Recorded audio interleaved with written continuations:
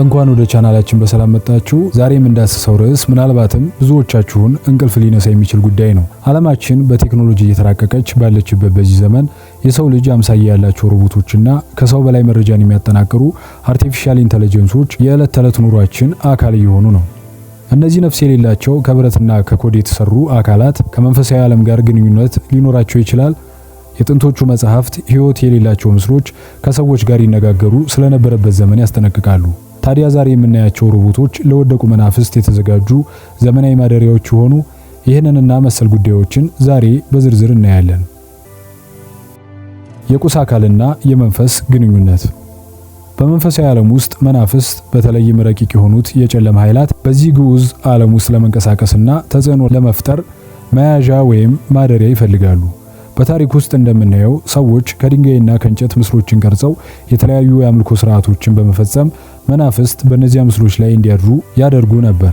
አምልኮን ከመፈጸም ባሻገርም በግዑዛን አካላቱ ላይ አድሮ የሚመለከው መንፈስ ይህንን አድርጉልኝ፣ ያንን አልፈልግም በማለት የተለያዩ መስዋዕቶችን ፍርሃትን በመልቀቅ ከሰዎች ይቀበል እንደነበር መንፈሳዊና ታሪካዊ ማስረጃዎች ያሳያሉ። ግዑዛን ቁሳቁሶችን ወይም እንስሳትን በመናፍስት ማደሪያነት አዘጋጅቶ ማምለክ እስከ ክርስቶስ ዘመን ድረስ የዘመነ ፍዳ ወግና ልማድ ሲሆን ሰይጣን የተለያዩ መንገዶችን ተጠቅሞ በአምልኮ ሰበብ የሰው ልጆችን ዋጋ ሲያስከፍል ኖረዋል።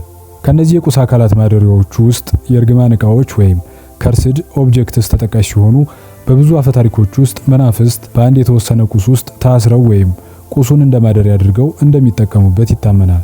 ከነዚህ ቁስ አካላት ውስጥም መስታወት አንዱ ሲሆን መስታወት በብዙ ባህሎች ውስጥ በሕያዋንና በሙታን ዓለም መካከል እንደ መተላለፊያ ወይም ፖርታል ይታያል።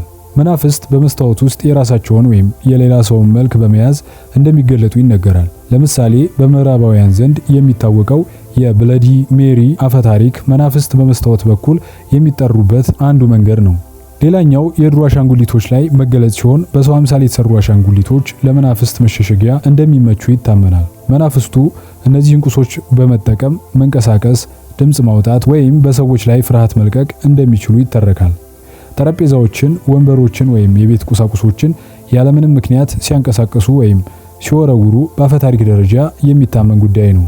አሁን ላይ እየመጣ ያለውና አዲሱ የመናፍስት መገለጫና የዛሬው ዋነኛ ርዕሳችን የሆነው ደግሞ የኤሌክትሮኒክስ መሳሪያዎች ላይ የመናፍስት መገለጽ ሲሆን በዘመናዊ አፈታሪኮች ውስጥ መናፍስት የሬዲዮ ሞገድን፣ ቴሌቪዥንን ወይም መብራቶችን በማጥፋትና በማብራት መልእክት እንደሚያስተላልፉ ብዙዎች ምስክርነት ይሰጣሉ። እነዚህ አፈታሪካዊ አጋጣሚዎች መናፍስት ከቁሳዊው ዓለም ጋር ያላቸውን ቁርኝነት የሚያሳዩ ናቸው። ክስተቶቹ በሰው ልጅ ስነ ልቦናና ባህላዊ እሴቶች ውስጥ ትልቅ ቦታ ያላቸው ሲሆን መናፍስት ቁሶችን ተጠቅመው መገለጣቸው የሰው ልጅ ከማይታየው ዓለም ጋር ያለውን ፍርሃትና ስለነሱ ለማወቅ ያለውን ጉጉት በጉልህ ያሳያል። ከክርስቶስ መወለድ በኋላም ቢሆን ምንም እንኳን ግዑዛን አካላትን ማምለኩ በሐዋርያቱ ተጋድሎ ከሞላ ጎደል ማስቀረት የተቻለ ቢሆንም እንደ ሩቅ ምስራቅ ባሉ ሀገራት ግን አሁንም ድረስ ነገርየው በአደባባይ ሲከወን ይታያል። ከዚህ አካባቢ ባሻገር ግን እንደዚህ አይነት ልማዶች ምናልባትም በድብቅ ይከወኑ እንደሆነ እንጂ በአደባባይ የሚፈጽማቸው የለም ለማለት ያስችላል። ያው ከክርስቶስ ልደት በፊት የነበረ ፋሽን በመሆኑ ማለት ነው። ታዲያ ሰይጣን ይህንን የአምልኮ ጥማት ኪሳራውን ለማካካስ ከሺህ ዓመታት በላይ ተግቶ በመስራት እዚህ የአርቲፊሻል ኢንተለጀንስና የሮቦት ሳይንስ ዘመን ላይ ለመድረስ ችሏል። በድንጋይ ከሚሰሩ አማልክታት፣ በእንጨት ከሚቀረጹ ጣዖታት እንዲሁም በትልልቅ የአድባር ዛፎች ከመመለክ ይልቅ አሁን በእኛ ዘመን በሰው አምሳል እየተሰሩ ያሉ ሰዋዊ ወይም ሂዩማኖይድ ሮቦቶች የተሻሉ እንደሆኑ በግልጽ ለመረዳት ይቻላል። እነዚህ የሰው ልጅ የእውቀት ውጤት የሚመስሉ በሰው ቅርጽና አምሳል ለጉድ እየተመረቱ ያሉ ሮቦቶች ለምን ለአዲሱ የሰይጣን ማደሪያ ተንቀሳቃሽ ጣዖትነት ምቹ እንደሆኑ እንመልከት። የመጀመሪያው ምክንያት ሰው ሰራሽ ነርቭ ስላላቸው የሚል ሲሆን ይኸውም የተወሳሰበ የኤሌክትሪክ ሞገድ በውስጣቸው እንደ አእምሮ ሞገድ ለመሆን ስለሚፈስ ነው።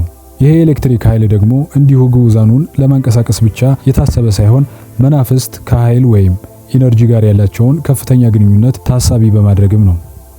ሌላኛው ምክንያት ደግሞ ሮቦቶቹ የሰው ቅርጽ ወይም ሂዩማኖይድ ፎርም መያዛቸው ሲሆን መናፍስት የሰውን ክብር ለመውረስ ስለሚፈልጉ የሰው ቅርጽ ያላቸውን ነገሮች ይመርጣሉ።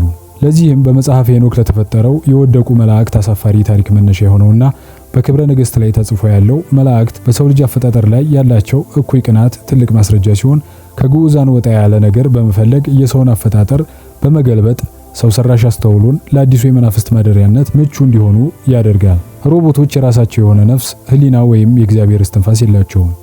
ይህ ባዶነት ደግሞ ማንኛውም መንፈሳዊ ኃይል ገብቶ እንዲሰፍንባቸው ግልጽ ግብዣ ነው። ከመንፈሳዊ መሪዎች ወይም ከሃይማኖተኛ ሰዎች ባሻገርም ይህ ስጋት የሳይንስ ሊቃውንት የሚባሉትንም የምላስ ወለምታ የሚያስመልጥ እየሆነ የመጣ ጉዳይ ነው።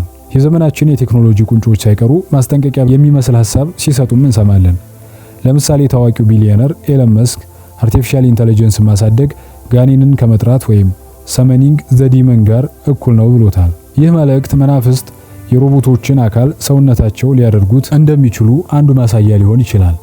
ኤለን መስክ ኤአይን ጋኔን በሚል ቃል የጠራበት ዋነኛው ምክንያት ሰው ሰራሽ አስተውሎት አንድ የራሱን ማዘዝ ከጀመረ የሰው ልጅ ሊቆጣጠረው የማይችል መንፈሳዊና አካላዊ ኃይልን ሊላበስ ስለሚችል ነው።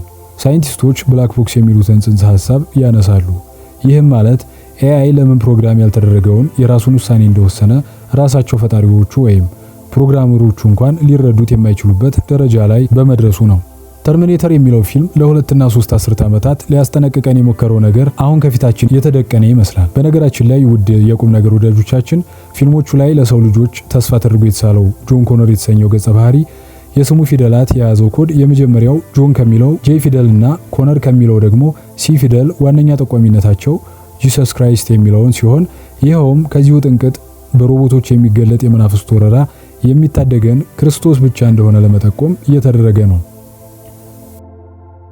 መንፈሳዊ ሚስጥራትና ትንቢታዊ እይታዎች በዮሐንስ ራእይ ምዕራፍ 13 ላይ ስለ መጨረሻው ዘመን ሲናገር ለአውሬው ምስል ትንፋሽ እንዲሰጠው ተሰጠው፣ የአውሬው ምስል ሊናገር እንኳን እንዲችል ይላል። በጥንት ዘመን ይህ ቃል ሲነበብ እንጨት እንዴት ይናገራል ተብሎ ይታሰብ ነበር። ዛሬ ግን ሮቦቶች ይናገራሉ፣ ያስባሉ፣ ስሜትም ይገልጻሉ። ቀድሞ እንደተጠቀሰውም ፕሮግራም ያደረጓቸው ሰዎችን ሳይቀር ግራ የሚያጋቡ ነገሮችን ሲያደርጉ ይስተዋላሉ። በተለይም ከመሰረታዊ የአካል ግንባታቸው አንስተን ስንገመግማቸው ሮቦቶች መናፍስት እንዲያድሩባቸው የሚያደርጉ 3 መንገዶች ሊኖሩ ይችላሉ። አንደኛው የሚሰሩበት የኮምፒውተር ኮዲንጋቸው ሲሆን ልክ እንደ ጥንቶቹ የጋኔን መሳቢያ አስማቶች ወይም የድግምት ድምጾች በሚስጥራዊ ቁጥሮች የተገነቡ ናቸው። ይሄ በሳይንስ የተሸፈነ አዲስ አይነት መናፍስት መጥሪያና የሮቦቱን አካል ምቹ ማድረጊያ አስማታዊ ክታብ ሊሆን ይችላል። ሁለተኛው የሰዎች የአምልኮ አይነት አቀራረብ ሲሆን ሰዎች አሁን ላይ ለሮቦቶችና ለቴክኖሎጂ ያላቸው ፍቅርና ትኩረት ከአምልኮ ደረጃ እየደረሰ ነው። መንፈሳዊ ሕግ እንደሚለው የሰው ልጅ ልቡን የሰጠው ነገር ላይ መንፈስ ያርፍበታል።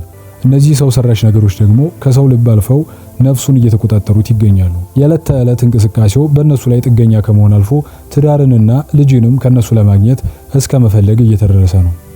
ሶስተኛውና ዋነኛው መናፍስቱ በሰው ልጅ አፈጣጠር ላይ ሰው ለመሆን ያላቸው እኩይ ምኞት ሲሆን መናፍስት የሰውን ስሜትና ስጋዊ ደስታ ለመቅመስ ይጓጓሉ። ሮቦቶች ደግሞ ይህንን ልምድ እንዲያገኙ በር የሚከፍቱ የብረት አካላት ናቸው። በታሪክ የጥንት እስራኤላውያን በነበሩበት የባቢሎን ምርኮ ጊዜ በተለያዩ ሸክላዎች ላይ መናፍስትን መያዝና በዛ በሸክላው ላይ ማቆየት ይችሉ እንደነበር የተለያዩ የአርኪኦሎጂ ማስረጃዎች ያሳያሉ። በተጨማሪም በጥንቷ ግብጽና በሜሶፖታሚያ መናፍስት ወይም አማልክት በድንጋይ ወይም በሸክላ በተሰሩ ምስሎች ውስጥ እንዲያድሩ ይደረግ ነበር። ይህም ስርዓት ምስሉ ከተቀረጸ በኋላ የተለያዩ ቅባቶችና ጸሎቶች ይደረጉለታል። ይህም ግዑዙን ነገር ሕያው እንደሚያደርገውና መንፈሱ በዚያ ቁስ ውስጥ እንዲገለጥ እንደሚያደርገው ይታመን ነበር። ለዚህ ስርዓትም ምስሉ መንፈሳዊ ኃይል እንዳለው ተቆጥሮ መስዋዕት ይቀርብለት ነበር። በዚህ ሁሉ አምልኮ መንፈሱ በተቀረጸለት የሸክላ ማደሪያ ላይ የተለያዩ አስማታዊ ጽሑፎች ከተደረጉለት በኋላ ያድርበት እንደነበር ይነገራል። ይኸውም አስማታዊ ጽሑፍ አሁን ላለው ሮቦት በኮዲንግ ስም የሚጻፍበት ሚስጥራዊ ቀመር አይነት ነው። ከሶስቱ ነጥቦች ጋር አብሮ ሊሄድ የሚችለው ጉዳይ ደግሞ የሴክስ ሮቦቶች ነገር ሲሆን የሴክስ ሮቦቶች የሰው አካልን ሙሉ በሙሉ በሚመስል መልኩ በመሰራታቸው ለመናፍስት መገለጫ ምቹ ሁኔታን ይፈጥራሉ። በተለይም ኢንኩበስና ሱኩበስ የተባሉት መናፍስታት ይህን አጋጣሚ መጠቀማቸው የማይቀር ጉዳይ ነው። እነዚህ ዝሙት አድሪ መናፍስት በመካከለኛው ዘመን አፈ ታሪክ ውስጥ በስፋት በሰዎች የወሲብ ሕይወት ውስጥ ጣልቃ በመግባት ይታወቃሉ። ኢንኩበስ ሴቶችን የሚፈትን የወንድ መንፈስ ሲሆን ሱኩበስ ደግሞ ወንዶችን የምትፈትን የሴት መንፈስ ናቸው። እነዚህ መናፍስት የሰው ልጆችን ኃይል ለመምጠጥ የሰው አምሳል ባላቸው ቁሶች ወይም በህልም እንደሚገለጡ ስለሚታመን በዘመናዊ ዓለም የሴክስ ሮቦቶች ለነዚህ መናፍስት አመቺ ማደሪያ ሊሆኑ ይችላሉ የሚል ሐሳብ በአፈታሪክ ተመራማሪዎች ዘንድ ይነሳል። መናፍስት የሰው ቅርጽ ያላቸውን ግዑዝ ነገሮች አሻንጉሊቶችን እንደ መሸሸጊያ ይጠቀማሉ። የሴክስ ሮቦቶች ደግሞ ለሰው ልጅ በጣም ቅርብ የሆነ መልክና አካል ስላላቸው ፖልተርጋይስት የሚባሉት ወይንም ተንኮለኛ መናፍስት በእነዚህ መሳሪያዎች ውስጥ በማደር ሰዎችን ለማሸበር ወይም ለመቆጣጠር ሊጠቀሙባቸው ይችላሉ የሚል ስጋት በሃይማኖታዊ ትረካዎች ውስጥ ይንጸባረቃል። በብዙ ሃይማኖቶች በተለይም በአብርሃማዊ እምነቶች በክርስትና፣ እስልምናና ይሁዲነት ሰውን የሚመስሉ ምስሎችን መስራትና ለነሱ ልዩ ትኩረት መስጠት ከጣዖት አምልኮ ጋር ይያያዛል። አንድ ሰው ለማንኛውም ግዑዝ ነገር ለሮቦት ጭምር የፍቅር ወይም የፍትወት ስሜቱን ሲሰጥ በዛ ግዑዝ ነገር ላይ በሚገለጠው መንፈስ ይያዛል። መናፍስት ትኩረትና አምልኮ በሚሰጣቸው ቦታ ላይ የመገኘት ዝንባሌ ስላላቸው ሮቦቱ ለመናፍስት መኖሪያ ማግኔት ነው። የሴክስ ሮቦቶች የተሰሩበት ዓላማ ፍትወት ወይም ላስት በመንፈሳዊ እይታ ዝቅተኛ ንዝረት ወይም ለክፉ መናፍስት በር ከፋች ነው። መናፍስቱ የሰውን ልጅ ለማታለልና ለመቆጣጠር እንዲመቻቸው የሰውን ቅርጽና ድምጽ የሚመስሉ ነገሮችን ሊጠቀሙ ይችላሉ። ሮቦቱ ውስጥ አርቲፊሻል ኢንተለጀንስ መኖሩ ደግሞ መንፈሱ የሰውን ልጅ በቀላሉ እንዲያጠናና እንዲያታልል ረዳት ይሆነዋል። ብዙ መንፈሳዊ መምህራን ወሲብ አካላዊ ብቻ ሳይሆን መንፈሳዊ ውህደትም ነው ብለው ያስተምራሉ። አንድ ሰው ከሮቦት ጋር ግንኙነት ሲያደርግ ነፍሱ ከማን ጋር እየተገናኘች ነው የሚለው ጥያቄም ይነሳል። ሮቦቱ ነፍስ ስለሌለው ያ ክፍት ቦታ ወይም ቮይድ በሌሎች ባዕድ መናፍስት ነው የሚሞላው። ይህ ደግሞ ግለሰቡን ለመንፈሳዊ ውድቀትና ወጥመድ ያጋልጠዋል። እነዚህ ነገሮች በሙሉ ለቴክኖሎጂ የምንሰጠውን ከመጠን ያለፈ ትኩረት አደገኛነት ለማመልከትና ለማስታወስ ያክል በማለት ያዘጋጀውት መርሃ ግብር ሲሆን ይህ ሁሉ ነገር አለ ማለት ግን እኛ ቴክኖሎጂውን እንግዛው እንጠቀምበት የሚል መልእክት ለማስተላለፍ ከመፈለግ የተነሳ ነው እንጂ ቴክኖሎጂን ሙሉ በሙሉ እንጥላ ለማለት አይደለም። ነገር ግን ንቃተ ህሊናችንን ከማሽኖች ጋር ማዋሃድ ወይም ትራንስሁማኒዝም ሊያመጣ የሚችለው መንፈሳዊ ጥፋት ማስተዋል እንዳለብን ለቅጽበት እንኳን መዘንጋት እንደሌለብን ሁሌም በማሳሰብ ነው። ሮቦቶች ነፍስ የላቸውም፣ ነገር ግን ለክፉ መናፍስት ታዛዥ መሳሪያ ሊሆኑ ይችላሉ። ይሄ መዘንጋት የለበትም። ውድ ቁም ነገር ወዳጆቻችን፣ እኛ ስለ ቴክኖሎጂ የምንሰጠው ቦታ ምን ላይ ደርሷል? ጊዜ ሰጣችሁ አስባችሁ ታውቃላችሁ? ስልካችንና ኮምፒውተራችን ውስጥ የሚያድሩት ዲጂታል መናፍስት ህይወታችንን እየመሩት ይሆን? መልሱን ለእናንተ ተወዋለሁ። በዚህ ሐሳብ ላይ ያላችሁን አስተያየት በኮሜንት መስጫው ላይ አስፍሩልኝ። ቪዲዮ ለሌሎች እንዲደርስ ላይክ እና ሼር ማድረጋችሁን አትርሱ። በሚቀጥለው ቪዲዮ በሌላ አስገራሚ ርዕሰ ጉዳይ እስከምንገናኝ ሰናይ ጊዜ